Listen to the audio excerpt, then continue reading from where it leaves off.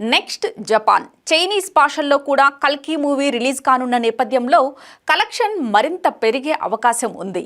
ప్రభాస్ సలార్ కల్కి 2898 AD సినిమాతో back to back super hit అందుకుంటున్నారు.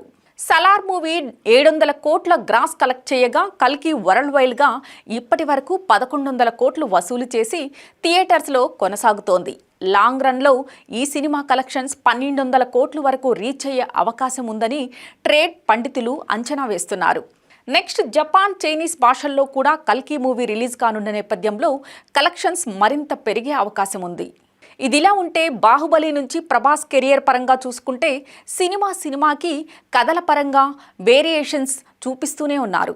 Okay genre స్టోరీస్ని touch చేయటం లేదు. బాహుబలి మూవీ హిస్టారికల్ ఫ్రిక్షన్లో యాక్షన్ డ్రామాగా తెరకెక్కి రికార్డులు క్రియేట్ చేసింది. సాహో మూవీ కమర్షియల్ యాక్షన్ చిత్రంగా ప్రేక్షకుల ముందుకు వచ్చింది. రాధేశ్యామ్ ప్యూర్ లవ్ స్టోరీ కథతో తెరకెక్కింది.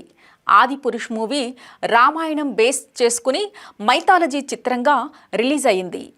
ఈ 3 సినిమాలు ఆశించిన స్థాయిలో మెప్పించలేదు. అయితే ప్రశాంత్ నీల్ దర్శకత్వంలో చేసిన సలార్ హై వోల్టేజ్ యాక్షన్ థ్రిల్లర్గా ప్రేక్షకుల ముందుకు వచ్చి అద్భుతమైన కలెక్షన్స్ని సొంతం చేసుకుంది. డార్లింగ్ ఫ్యాన్స్కి కూడా చాలా రోజుల తర్వాత సలార్తో పూర్తి స్థాయిలో సంతృప్తి చెందారు. దీనికి కొనసాగింపుగా ఈ ఏడాది కల్కి 2898 AD సినిమాతో biggest blockbuster success darling Prabhas సొంతం చేసుకున్నారు.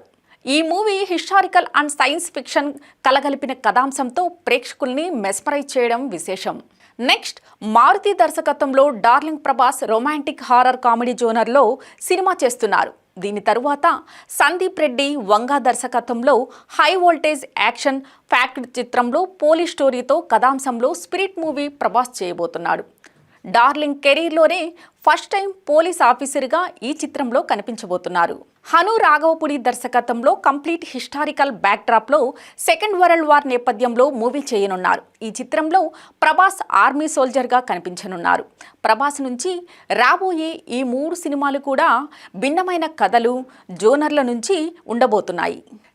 సినిమాకి వేరియేషన్స్ చూపిస్తూ డిఫరెంట్ కథలు చేయడం వల్లనే డార్లింగ్ ప్రభాస్ సక్సెస్ ఫెయిల్యూర్తో సంబంధం లేకుండా పాన్ ఇండియా స్టార్గా పేరు తెచ్చుకున్నారు. మిగిలిన హీరోలు అందరూ కూడా సేఫ్ జోన్లో మూవీస్ చేస్తుంటే ప్రభాస్ పాన్ ఇండియా హీరోగా ఉన్నా కూడా ప్రయోగాత్మక కథలకు పెద్ద పీఠం వేయటం విశేషం.